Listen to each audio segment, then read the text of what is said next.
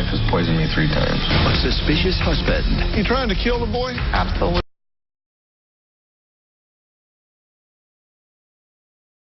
not. A frightened wife. How'd her nose get broken? I have no idea. How hard did you slap her? A dangerous marriage. You said he ran over your foot.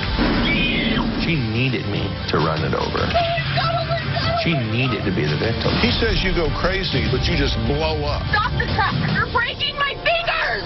God, I'm having deja vu. We had our grandchildren over, and she took his truck. And he was yelling, "Stop! Bring back my truck!" You two are tall 3-year-olds. Let's do it. Have a good show, everybody. Here we go. This is a safe place to talk about hard things. Stand by, Dr. Phil. I'll try to be an emotional compass and point you in the right direction. 5, 4. I am not giving up on you. Go, Dr. Phil.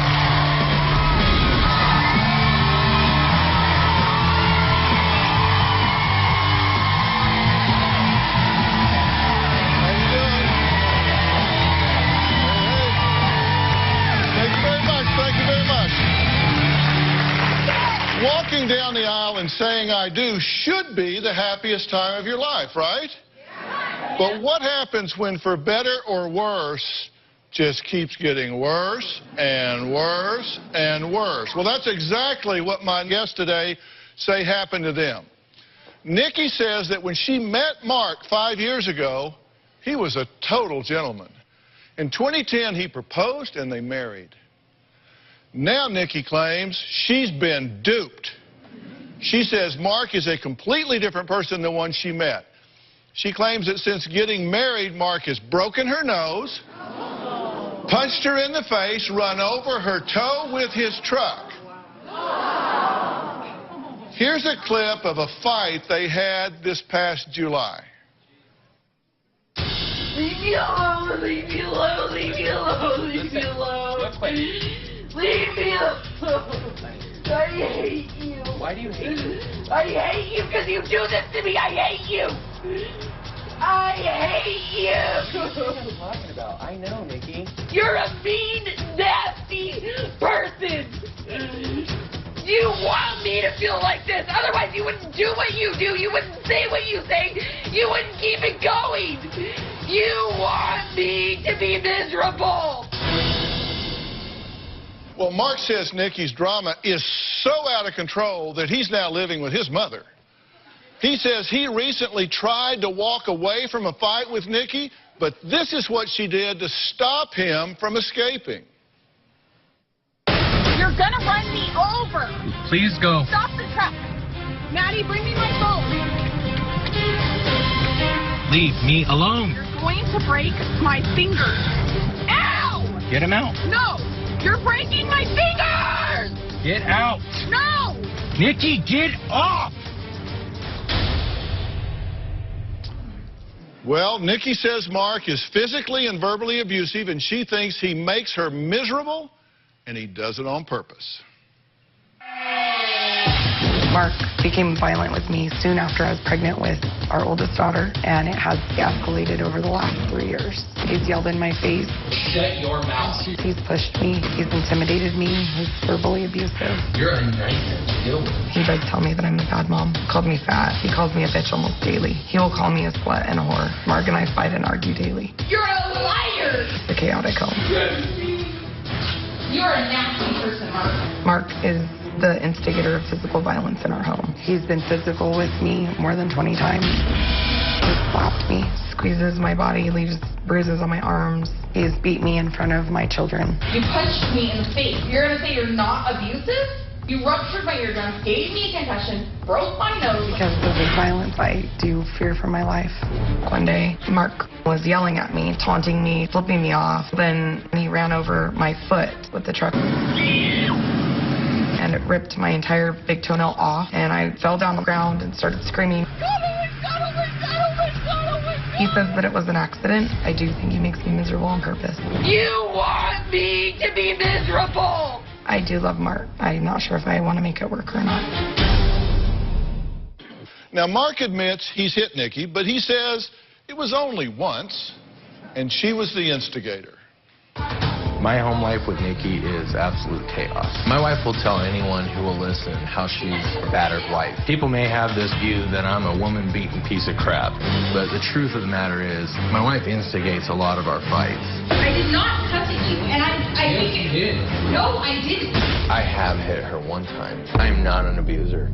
Battered wives are scared and timid because they're afraid that they're going to be battered. My wife is the exact opposite. My wife will, nag, push me, slap me. She's punched me. Nikki will scream, and I mean scream. You're just a little boy. It goes from 0 to 100 in milliseconds. You said every dime of the money here. Every dime of it. She will poke and prod until I finally explode. She'll torment me with cold water while I'm sleeping, turn the light on every hour on the hour, pull the blankets off. My wife's called the police on me at least a dozen times, even if she doesn't feel threatened, just to control the situation. My wife says that I've choked her, broke her nose, ruptured her eardrum, gave her a concussion, none of which is true. I ran my wife's foot over with my truck about 2 years ago.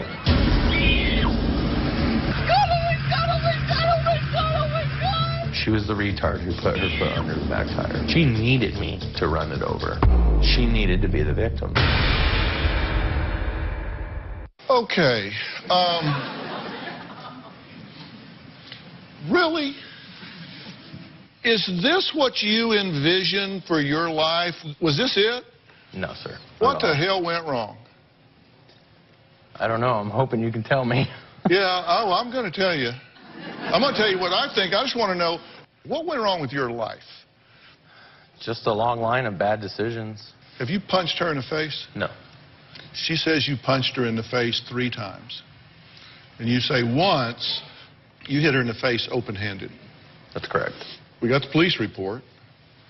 It said injuries to the victim consisted of redness and swelling on the victim's forehead. Swelling was circular, about 1.5 inches, approximately 3/8 of an inch tall.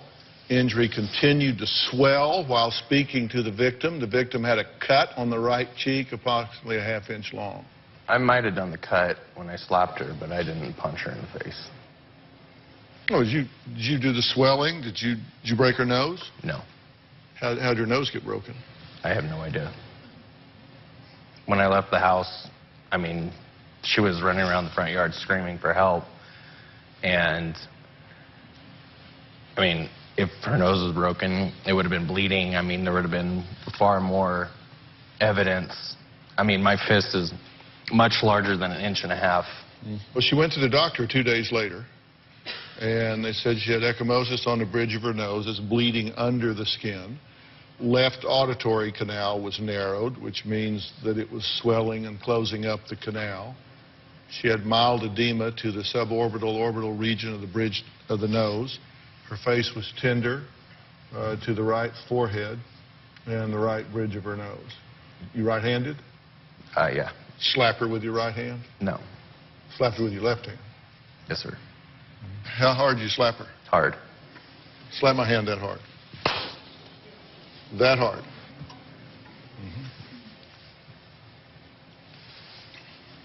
What do you think about everything he's saying here? That's not the truth. What is the truth? The truth is that he dragged me onto the ground and got on top of me, and he was hitting me with something so hard that I was seeing flashes of light. He said at one point that it was his elbow. I don't know if it was his fist or his elbow, but I just know that my face was getting hit so hard. Those pictures were about 3 weeks after. So which one of you is telling the truth and which one of you is lying here? I'm not lying. Are you a drama queen? I don't think that I'm a drama queen. I mean, do you overreact? I probably sometimes. Do you think everybody- escalate situations when they could otherwise be de-escalated for everyone's safety? Maybe once in a while. Do yes. you do it in front of your children? Yes, my children are always with me, so there's never a time that they're not. You say he ran over your foot. You say that he just backed up over your foot, and Mark, you say she stuck her foot under there. Let's just take a look at this.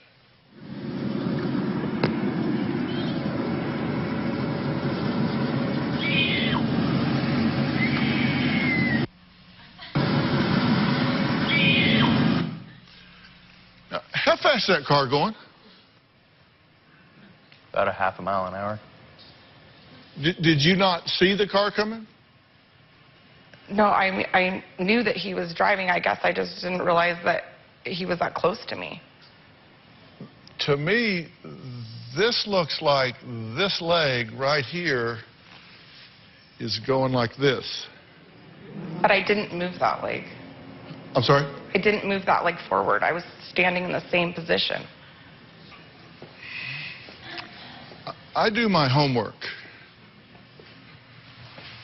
And I've looked at this very, very carefully.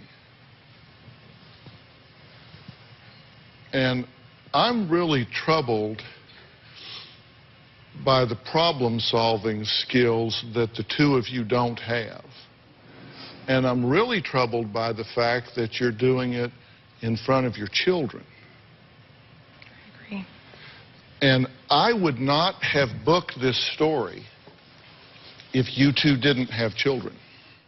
Now, Mark says he believes there's a good chance his wife may have tried to poison him, kill him. Why? He says he was intubated in the ER after eating a meal prepared by Nikki. When we come back.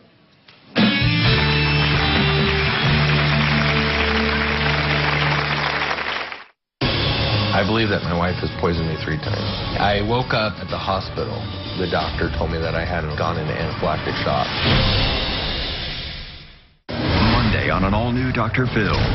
My sister is a hypochondriac. She's slurring her words. You take over 80 medications. Is she really sick? You don't deny that she has some physical complications. Nobody has 72. Or just obsessive? My sister has hundreds of wigs. Everything is you. You. It's obvious. You cannot stand me. If I didn't love you, I wouldn't be here. That's Monday. CBS Tonight. Join an amazing Italian adventure. Woo! With Renaissance Art. 777777. In tough times, we all need a lending hand. After Chuck had his stroke, we decided as a family that it was better for Chuck to be home. He was able to continue doing the things that he liked to do from home and still have that good medical care that he needed. MedStaffers was able to provide that for us. Since I've been working at MedStaffers, which has been almost 8 years, I have worked with one client only. Being part of the MedStaffers family allows me to lend that hand. My wife has exhibited very erratic and bizarre behaviors. At times she will beat herself in the face and head with remotes and phones, like just smash it until the remote's broken. She'll get so angry that she'll like put her face down in her lap and just grab hair, and she's ripping like a handful of hair out of her head. She'll go curl up in a fetal position in the bathtub and just scream, "I hate you, I hate you, I hate you." I mean, hundreds and hundreds of times. Or go in the back of the closet and hide behind the clothes. I found razor blades in the back of the closet there. I found knives, scissors. I believe that behavior is something she brought into this with her. It has nothing to do with me. Mark says from the outside, he knows that he looks like the bad guy. He says, in fact, he knows he's made some bad choices. But he says it is his wife, Nikki, that wreaks havoc in everybody's life and goes berserk in an instant. He also accuses her of possibly poisoning him. Take a look. I believe that my wife has poisoned me 3 times. The first time we were cooking and I ate some guacamole she bought at the store, and it was instant. I mean, fire. My face was probably purple. It was so hot, and I felt like I had to go to the restroom really bad. I woke up at the hospital. The doctor told me that I had gone into anaphylactic shock. The second time, we went out to dinner, and I had eaten calamari and had the same reaction. The third time was just a couple of weeks ago. My wife had made mashed potatoes, and there was a piece of glass in my mashed potatoes. My wife was there every time it happened. It is a possibility that she's poisoning me. Okay, you trying to kill the boy? No, absolutely not.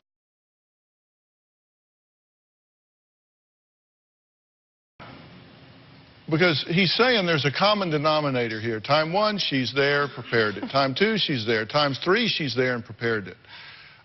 One time it had onions in it, to which he has a severe allergic reaction. Then he has mashed potatoes that has glass. That's absolutely not true. The first time I bought guacamole at the store, we didn't know that he had a severe allergic reaction. That's when we found out he had a severe allergic reaction. Are you trying to kill your husband? Absolutely not. Do you want your husband dead? No, under no circumstances do I want him dead. He says you go crazy, that you're volatile, that you just blow up. Once I get to that point, it's because normally he follows me around and torments me, and I ask him to leave me alone. He won't leave me alone. He'll follow me into bedrooms, into bathrooms. So he chases you down and won't let you get away. Well, let's take a look at this. This is when you say he was going to break your fingers. Maddie, bring me my phone. You're breaking my fingers. Then get him out. You're breaking my fingers! Get out. No! You're taking a truck that has insurance on it. You said you were going to leave. You're here, so get out. You said that you were going to take a truck with insurance on it. Get out. Get a truck with insurance on it and let my fingers out of the window. Then keep them out of the window. Get a truck with insurance on it, Mark. Nikki, get off! Maddie, bring me my phone. Hurry. You're really going to do this in front of your girls? You're doing it, Mark. So I guess this is the exception that proves the rule, because this is you hanging on the side of the car. Yeah. This is the second time that it appears that he's trying to leave. One time you get your foot run over. The second time he's got your fingers rolled up in the window, and you're saying, stop, stop, stop, you're breaking my fingers. He unrolls the window. You take him out and put him back in. Not once, not twice, but 3 times. He rolls the window down so you get your fingers out. You put him back in once, twice, 3 times. I didn't want him to leave with that truck because the truck's in my name. It's not insured. There was a truck that he'd been driving for months that was sitting there that was insured that he could have taken, and I asked him to bring the truck back. And okay, that's 30 seconds of my life I can't get back. My point here is you're out in the driveway. Were you people raised by wolves? You're out in the driveway yelling through the crack in a car, stop, stop, stop, bring back my uninsured truck. You're breaking my fingers. Give me my cell phone. You're breaking my fingers. He pushes him out. Stop. And you want to tell me about the status of the truck coverage? I'm interested in how you feel observing yourself on video as a grown woman out in the street with your hands stuck in the car saying, stop, stop. I feel stupid, but honestly, that truck, to this day has not brought back. He hides it. God, I'm having deja vu. You know why? Because this weekend we had our grandchildren over. Avery in London. She's 4.5 and he's 3. And she took his truck. I swear to God, she took his truck, his matchbook truck. And he was yelling, stop, stop, bring back my truck. You two are tall 3-year-olds. Question. When you turn around and say, give me my cell phone, who were you talking to? My daughter.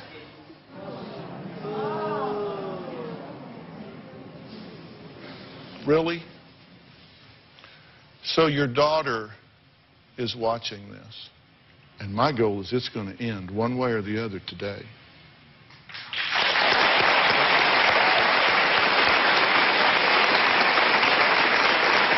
There are 2 children trapped in the middle of this mess. We're going to talk about that in some detail when we come back.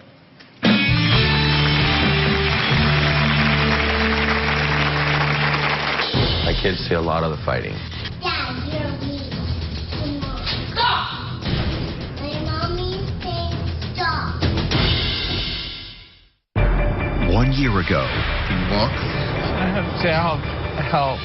Survivor winner Todd Herzog went to rehab and returned a sober man. Next Thursday.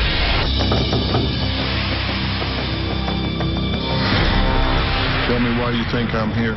I've got a major drinking problem. I can't stop. The shocking relapse. You're hallucinating. You ought to be dead. I know. I am not giving up on you, kid. You got 5 minutes. I've got 5 minutes to back close. You got 4.5 now.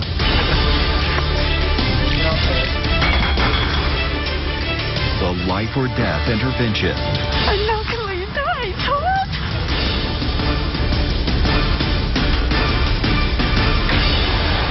Next Thursday.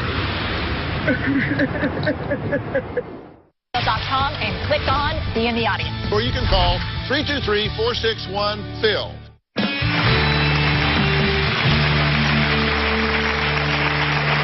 Nikki and Mark have 2 daughters, 3-year-old Maddie and 1-year-old Bella.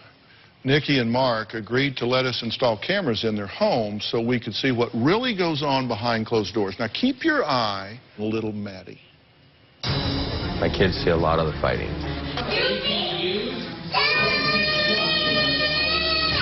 My wife is attempting to turn my 3-year-old against me.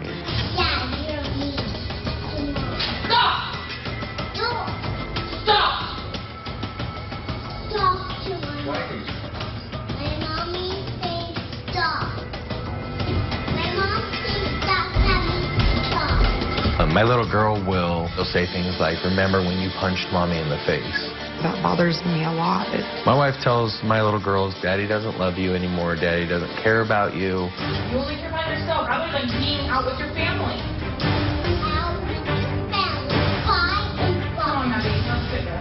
We are allowing them to see dysfunction at its finest. You're spending the day and getting with your family.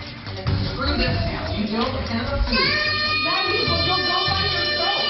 Don't tell me to shut the Nikki, I didn't. Yes, you.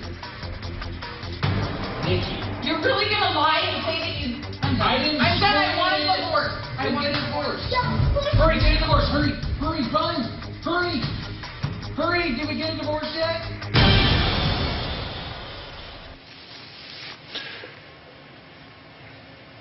Shame on the both of you for doing that. I just...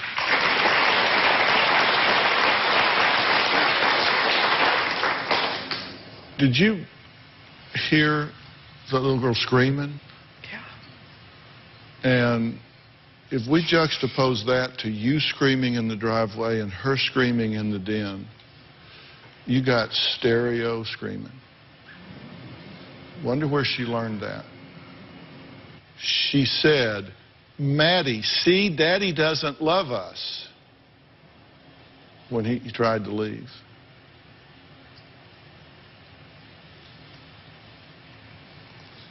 Where'd she learn those words? From me. So you've said to her when you're upset and in a rage, "Daddy doesn't love us, he's just leaving." I mean, I guess I have. That's where she would have learned it. I mean, Maddie would say, "Remember when Daddy punched you in the face?" Maddie said, "Daddy, mean." Maddie repeats what you say. "Daddy, go to girlfriends."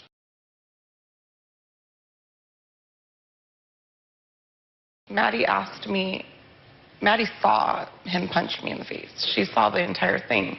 And there was not one word that was spoken about that after the incident. But she looked at me every day with my face bruised. And then one day we were at Walgreens and she asked the lady, "Where's my daddy?" And when we got in the car, I told her, "Daddy's on a timeout." And she said, "Why, Mommy? Because he punched you in the face?" I didn't tell her that. She saw it.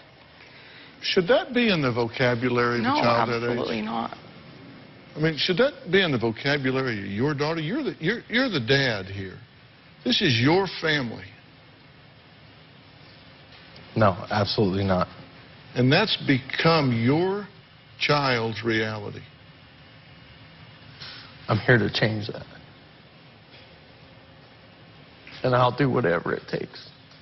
You said, I'll do whatever it takes? Yes, sir. You've got to stop making excuses for what you're doing. There is never a time, never, ever, ever, that a man puts a hand on a woman in anger. Out in the street yelling and screaming and hanging on the side of a truck, getting your foot run over. Was this modeled for you? Closed captioning provided by... What in the world?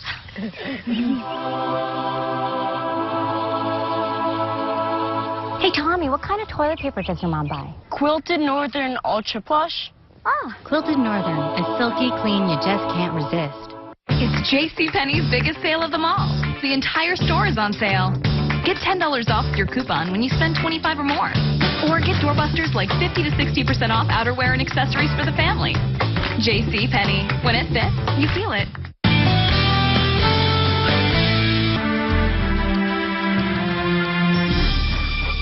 Now, you all know that my wife, Robin, is dedicated to doing all she can to improve the lives of those affected by domestic violence. This is domestic violence. Last year, her foundation, When Georgia Smiled, launched a very exciting program to stop domestic violence. It's called the Aspire Initiative, and it's an interactive curriculum for all ages. Your daughters are going to need this. One section deals with the excuses abusers make. I want you to look at this. Aspire Initiative.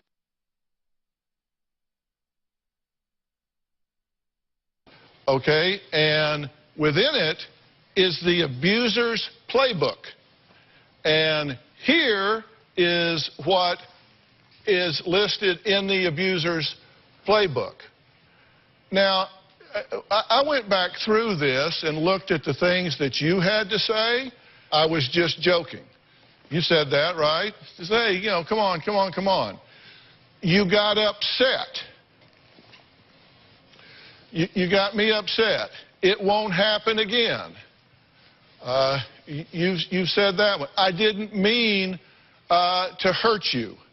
And, of course, you said that one more than once. You've said you deserved it. You've said you know what sets me off. She deserves it. It didn't happen like that. I mean, you've said that since we got here today. You're just as bad as me. You've said, hell, she's worse. You take issue with which one? I don't think she deserves it. I don't think any woman deserves it. Yeah. It's funny that you choose that one, because most of your rhetoric here is that she provokes me, she's the one that does this, she doesn't let me leave. You know, it's like, you know, what do you expect? There's nothing in this world that I feel deserves a response like slapping her. I mean, she could have hit me 4 million times. It wouldn't have hurt me. There's no excuse for me to do what I did. No, there's not. And I'm here today to make sure that my daughter never sees that again. Let me ask you a quick question. How did you choose out in the street yelling and screaming and hanging on the side of a truck and getting your foot run over and putting your fingers in the window and curling up in the bathtub and yelling and screaming, I hate you, I hate you, I hate you, I hate you? That's a strategy for being in this world. How did you choose that one? It evolved. It wasn't something that I said, oh, yeah, that's what I want for my life. No, you did make a choice. You got to own the choice. Let me tell you, you wake up in the morning and you choose your behaviors. That's really good news, by the way. Because it means, like, we can change it. The only person you control is you. Only person you need to control. Him, you can inspire. Him, you can reject. Him, you can move on from. Him, you can give reasons to want to be better. But you control. You control. Was this modeled for you? Some of it, yes. Fighting.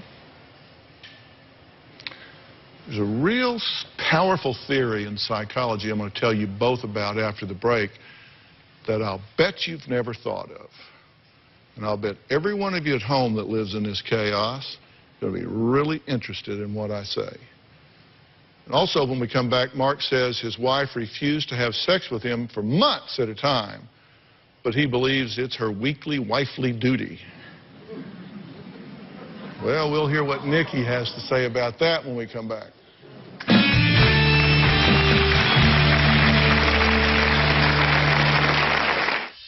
We actually have sex probably twice a year because she says that I'm abusive. The Bible says you have an obligation to take care of me. Not when you're physically abusive. I was bugging her one day, please, you got to take care of me. So she's like, fine, we'll do it in the shower. She gets in the shower with me, tells me to go ahead and start. And when I did, she flung herself out of the shower onto the ground and started screaming, I raped her. I have no idea why she would do that. I did not rape my wife. Monday on an all-new Dr. Phil. My sister is a hypochondriac. She's slurring her words. You take over 80 medications. Is she really sick? You don't deny that she has some physical complications. Nobody has 72. Or just obsessive? My sister has hundreds of wigs. Everything is you. You. It's obvious. You cannot stand me. If I didn't love you, I wouldn't be here. That's Monday. Closed captioning provided by... If you have high blood... Another issue in our marriage is that Mark has cheated several times and that he does have a gambling problem. I feel horrible about the cheating. I feel betrayed. I've tried to forgive him, and I have taken him back. Nikki and Mark say they're here to fix what they call their chaotic and toxic marriage. Now, Mark says one of the many things in their marriage that needs improvement is their sex life. God, I just can't imagine why y'all wouldn't want to lay down and cozy up to one another. I mean, isn't that kind of a non sequitur here? I mean, it just doesn't flow, does it? From this, it doesn't flow. I hate you, I hate you, I hate you. You want me to be miserable? Get off my truck, I'm leaving, get up. Oh, let's go have sex. That's schizophrenic. I mean, if you start doing that, we got a whole new set of problems here. Do you think this situation is dangerous? Yeah. Do you think it's dangerous? Yes. You know, Robin, you have dedicated so much of your life and energy to this. She's adopted shelters around the country. You were just at one of the shelters that, when Georgia Smiled, the Robin McGraw Revelation Foundation sponsors. You talk to these women every day. How dangerous is this situation? Oh, it's extremely dangerous. And sadly, a lot of these women, just like here today, stay in the situation because they don't recognize it as being abusive. And so they stay and they live it. And just as today, I think both of them are being abusive. But a lot of women staying in their relationships not knowing that they're in an abusive relationship far too long. How often do you see women that are severely injured by accident? There was no intention to knock her eye out. There was no intention to give her brain damage, but it just happened. Oh, I've talked to pretty much every woman I've ever visited with in a shelter has been injured, sometimes beyond repair. This is a highly toxic, abusive relationship. Now, I said there's a theory in psychology that when people grow up in a dysfunctional family, they have a dysfunctional relationship with a parent. Unwittingly, they go find a spouse and try to work that out with them. But so often what they do is drag this legacy with them and take all of the bad things that they picked up, all the toxicity from their nuclear family, and they drag it into their family. And now, there was all this fighting and yelling and screaming. Now, what are your children living? You've got to decide what's really important to you in your life, and you behave consistently with that. Is insurance on a truck important to you, or is the fact that your daughter is seeing her mother yelling and screaming and being dragged down the street by her husband? You could blow that truck to hell and gone, and it wouldn't matter if you could protect that child from making that part of her DNA. I agree.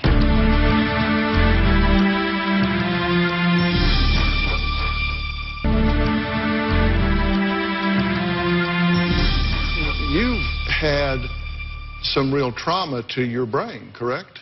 Yes, sir. You have been pounded in the head with a baseball bat. That's correct. All right? So often, this rage, this anger, these impulses get caught up in a neurological foundation, a neurological basis. Dr. Lawless is the director of the PNP Center in Dallas, Texas, and there is often a neurological underpinning or a neurological storm that keeps these people from getting better with such things as anger management or talking therapies, correct? Absolutely. There's a dysfunction in terms of finding out what is the real cause versus what is the peripheral issue, like you just said earlier, that it triggers, ignites something that's totally distractible. So what may be going, we don't know because there hasn't been the proper work done, but the truth is that a lot of this behavior may be involuntary for this man. He may get to a point where neurologically he cannot inhibit or suppress behavior. Absolutely, and that has to do with the brain base that goes far beyond any kind of cognitive recognition. You're smarter than you're behaving.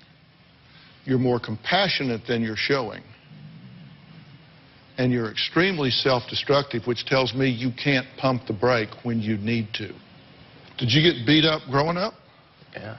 Who beat you up? My dad. Did he hit you? Yeah. Where'd he hit you? In the face, head a lot, butt, back.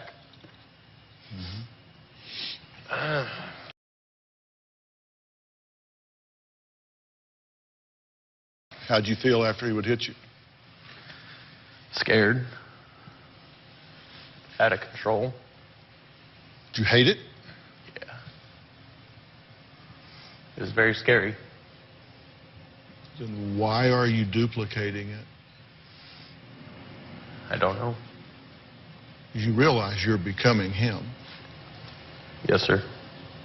Now, I want to help you.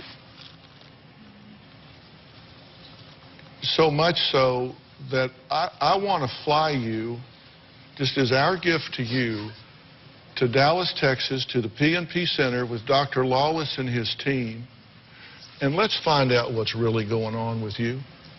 Thank you.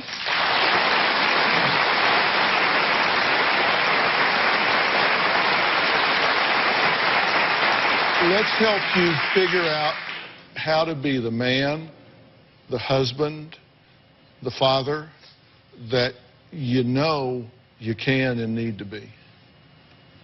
Let's help figure that out. And maybe we rule some things out, and then we know we can start working on something else. But that's the first step that I would like to do with you. But what do you do with this couple?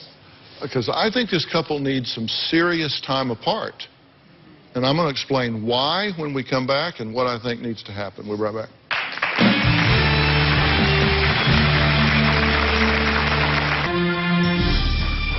I tell you what I think needs to happen. I think what needs to happen is some work with each of you individually before we work with you as a couple. Because when you go to a relationship, you either contribute or contaminate the relationship with what you bring. And I think both of you are contaminators. Now, for you, Nikki, there is a long-term trauma program in Nashville, Tennessee. And it's called Milestones. And it's run by Miles Adcoms. He's sitting right next to Dr. Frank Lawless right here. And this is something that I think you deserve, and you need to do to get yourself under control. You have to watch these videos and say, what the hell am I thinking? That's not me. That's not.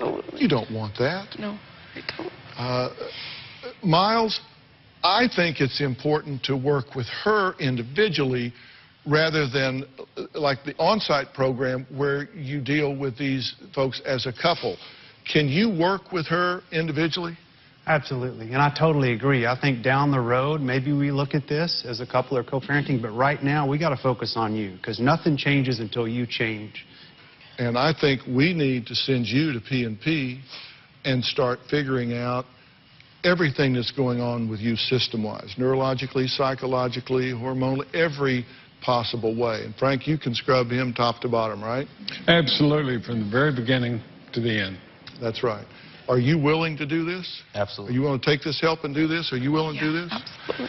Because this has to stop. I'm what's called a mandated reporter. And when I see children in what I consider to be harm's way, I have a duty to either put a plan in motion or to report this to Child and Family Services. And if I have a commitment from both of you to engage, then that meets my responsibility. If it doesn't, I'm going to turn you in. As I mentioned earlier in the show, last year my wife Robin's foundation, When Georgia Smiled, launched a very exciting program designed to stop domestic violence. It's called the Aspire Initiative. This is an interactive curriculum for all ages. She made it available in English and Spanish. When I say all ages, she's getting to these kids before they get into relationships, early in their relationships, married relationships, older folks, everybody. There's all these different phases in English and Spanish. And for more information, you can go to whengeorgiasmiled.org and you can go to drphil.com. And remember, all of this is free. And you can also visit iTunes or the Android App Store and download the free Aspire News app for your smartphone. It is a breakthrough in technology that could save your life with just the tap of a button. As I said, it's already been downloaded over 125,000 times, and the app was recognized on Capitol Hill by National Health Collaborative on Violence and Abuse as one of the 2 apps in 2014 that were the most beneficial to fight to end domestic violence. So it's really good.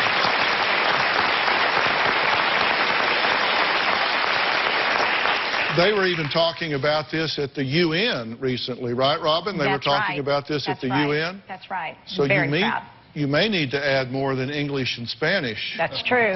Because it's the United Nations was very excited about your work. Yes. I want to thank all of my guests. A special thanks to Dr. Frank Lawless and Miles Adcox. Thank you guys for being here.